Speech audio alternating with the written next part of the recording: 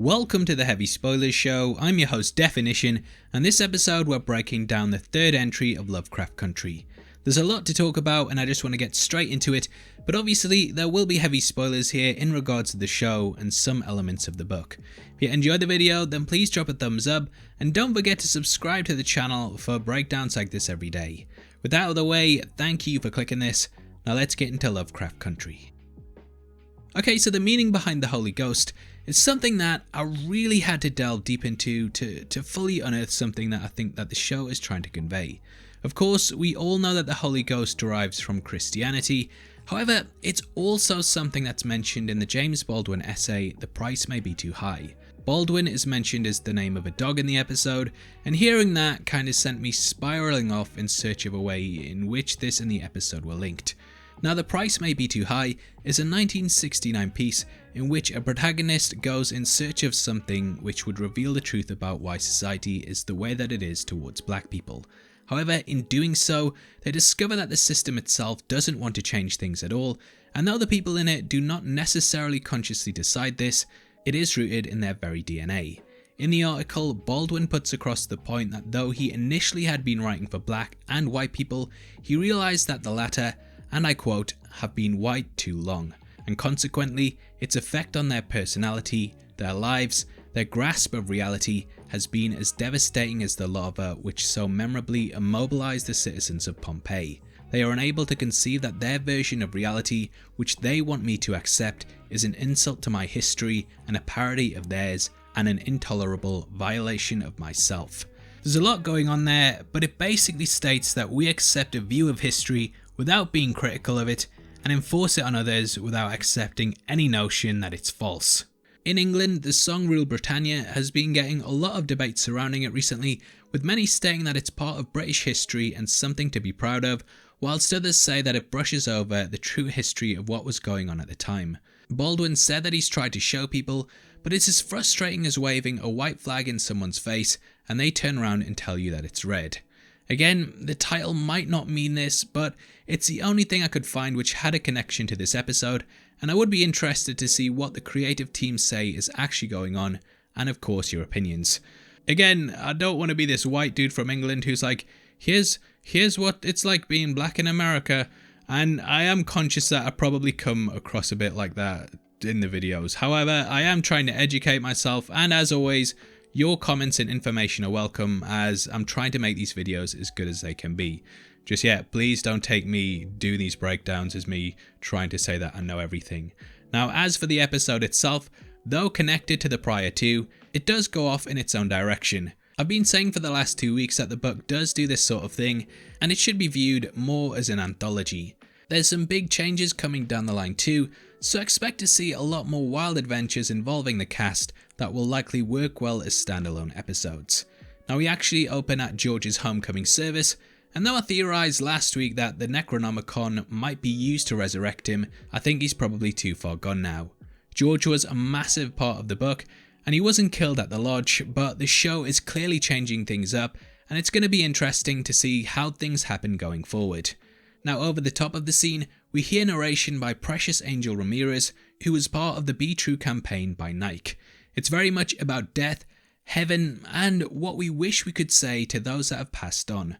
Leti is the only one who is seated during this, and clearly the character is suffering from survivor's guilt. Both she and George were shot by Samuel last week, but he of course died while she was brought back to life. Guilt is something that we all feel at some point, and I think it added a lot to her character, knowing that she pretty much wanted a fun road trip and now has been left feeling like the fun that she initially felt to send it into chaos. This is something that she pretty much goes through with the house, with it initially seeming like something that's going to be an adventure for her, but it turns far more insidious due to those that wish to control what goes on in it.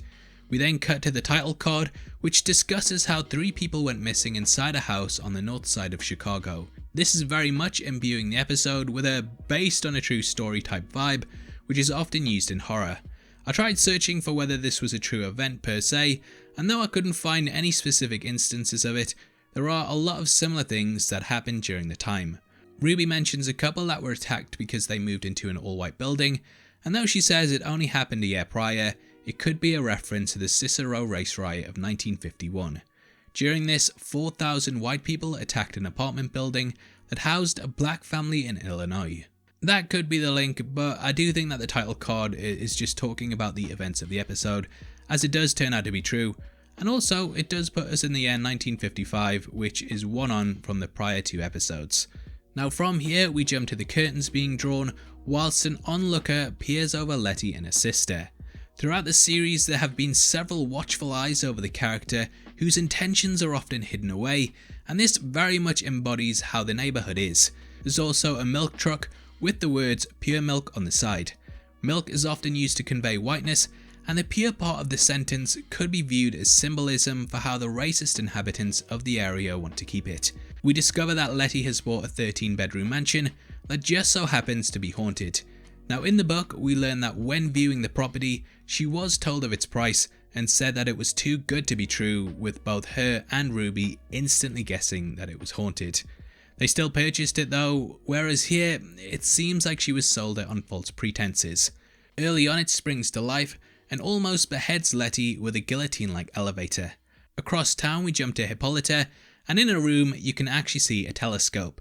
This is actually a cool little nod to the book, as in that she used to gaze out into space and try to discover planets. There's actually an Ori later in the entry which he becomes fascinated over, and I'm glad they're keeping things in line with how she is in the source material.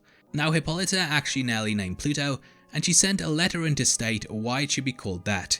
However, at the same time a white woman in England sent in a telegram of the exact same thing, and because of the speed of it, it beat Hippolyta's letter and the woman was awarded the credit for naming it. Now there is a lot of subtext to that, and I do think that it's going to come up later down the line. It basically states that white people have certain advantages over black people, even if we don't consciously believe that we do. I think it's probably going to come up in the season down the line, and we'll talk about that in more detail as we get into the episode centered around her. Now H takes out George's favourite book, Dracula, and begins to tear the pages out of it. You don't really get the feeling that she feels, well, anything, and there's just emptiness in her actions. She's trying to feel something, anything for George, but it just doesn't seem like she can. Atticus and Diana make breakfast, and Tick talks about the new editions of the guide, which he has taken care of. He's clearly feeling guilty for what happened to George and trying to go above and beyond to make things right, but no matter what, he can't bring George back. Realizing he's worn out his welcome, Tick goes to his father to find him slumped over in the living room with an empty bottle of liquor beside him. Clearly, he's also reeling from the death of his brother, and maybe the knowledge that he might not even be Tick's father. I do think that he will actually be revealed to still be his dad, and that this will help bring the pair together once more, but who knows, they may change things up for the show. There's also mention of a Jackie Robinson type stranger that in real life saved Montrose and George from a group of white men, and this of course inspired the dream which Tick had in the opening of the first episode. We discover that they've agreed to tell H that it was Sheriff Hunt that killed George, but clearly Hippolyta knows that they're lying. Across town, Tick goes to Leti looking for a space to stay, and she's decided to move in on a Sunday as the neighbourhood will be at church. This paranoia is soon proven right, as the neighbourhood intimidate her and the guests by strapping bricks to their car horns. The police even drive by at one point and show which side they're on by letting it continue. Now we mentioned in our first episode breakdown that typically in horror movies when the cops show up there's a feeling of relief. However, in Lovecraft Country it's the complete opposite, and knowing that the police are the biggest monsters means that the house have absolutely no one to turn to for help.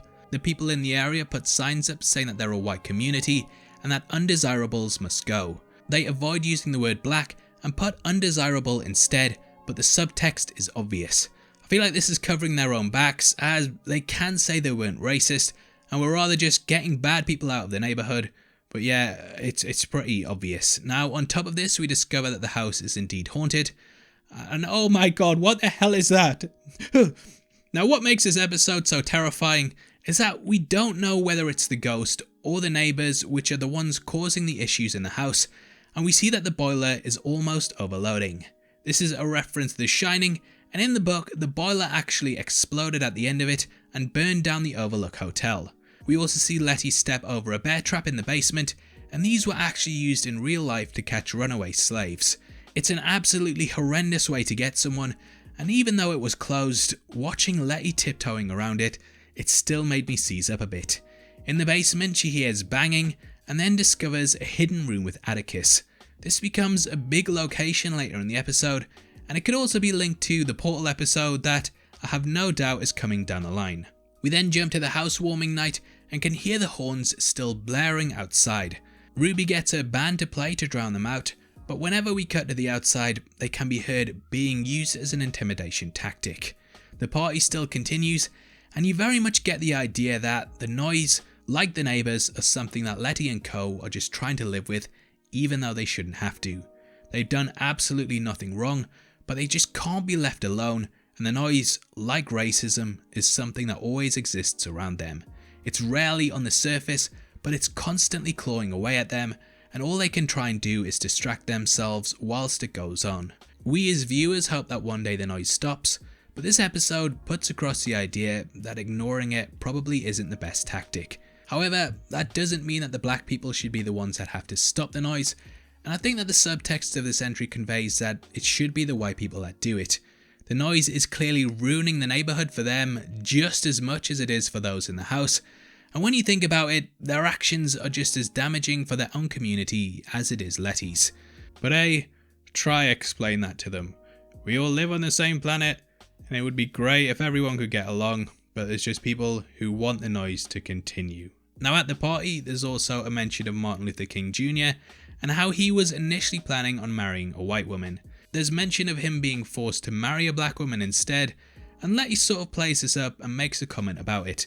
I actually looked into this but couldn't find that much, and I don't really want to interpret it in the wrong way, so make sure you leave your comments below on what this could actually mean. In the basement, Diana plays with a Ouija board, and the spirit behind it says that they're George. As this wasn't in the book, I'm not sure what's going on here, but it's a very scary scene. Cut to the party and Ruby plays Is You or Is You Ain't My Baby. This plays into the scene itself, and the bouncer Tree from the first episode asks Tick about Leti as he wants to make a move, but Tick makes it clear that he likes her. However, she's dancing with someone else, but the attraction is clearly there between them. She goes to the bathroom, and then we see a creepy as hell ghost looking in on her. In this episode, we actually discover what happened to them, and it turns out that they were experimented on by the homeowner. This motif actually pops up more and more in the book as we get into it, and I don't want to spoil things just yet, but yeah, this is sort of the first step. Leti and Tick get it on, and Tick notices blood, but Leti says it's her time of the month. We do however learn that this was actually her first time, thus Tree was lying about them in high school.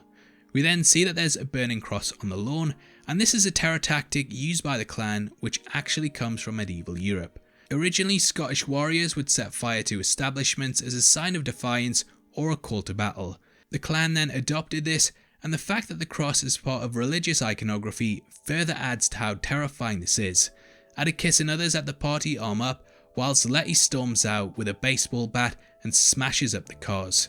Enough is enough, and sometimes you have to fight back, and she destroys the bricks, showing that they won't be scared anymore. The police arrive and they get down on their knees, and even though they were the ones trying to dissolve the situation, they're arrested whilst the burning cross gets completely overlooked by the officers. In the back of the van, the policeman goes on a racial tirade and denies ever receiving any of the complaints Leti filed. This further showcases how the police overlook things when it comes to black people, similar to the cross. He tells her about the bodies that were found in the house itself, and we hear the name Winthrop. This is actually Horatio Winthrop, who is teased in the second episode, and this ties into the Order of Ancient Dawn. Cut to day 9, and Leti has clearly been beaten up by the police due to the bruises on her face. In the basement, which she's turned into a dark room, she finds scratches all over the photographs. Upon placing these together, a ghostly face is formed that tells her to get out. This is of course a staple of haunted house movies, and we see that a lot of the tenants are moving out. Leti lets slip that her mother gave her, and only her, an inheritance, which she used to buy the property with. Ruby is of course furious, as Leti was estranged from her, but we learn throughout the episode that it was actually Christina behind it. To me, this showcases that those in power would rather have those down the ladder fight amongst themselves, rather than focusing their attention on what's really going on. This was definitely a motif in the second episode, and I'm glad that it's being brought across here. Leti starts to research the house, and here she discovers not only the connection to Winthrop, but also Dr. Hiram Epstein, an astrophysicist that experimented on people, namely the ghosts that we see in the house. In the book, we learn that Epstein actually managed to create portals which stretched across the solar system, and he dumped people on the other side of these. I don't want to spoil the story too much, but you never know, a character might end up going through one of these portals and ending up on a planet across the universe. Now, Epstein himself, I believe, is actually a nod to James Marion Sims. Sims is labelled as the father of modern genealogy, and though often praised, in my opinion, he was an absolutely disgusting man. Sims actually carried out surgeries on black women without the use of anaesthetic in order to gain a better understanding of the human body. I think this is completely inexcusable, and the guy was an evil, evil man, and rightly so. His statue was taken down in 2018. Now, as for the show, Leti admits to Atticus that it was her first time, and she states that she needed to actually feel something, and that she's been trying to avoid everything that's going on, but must finally face up to it, much like the night in which she smashed up the cars. Leti says she won't hide anymore, and at the house she holds an exorcism that will really get your goat. Terrible jokes continue. Now, in the basement they join hands, whilst the neighbours descend on the property with bats. The ghosts tear them apart, including a giant with a baby's head.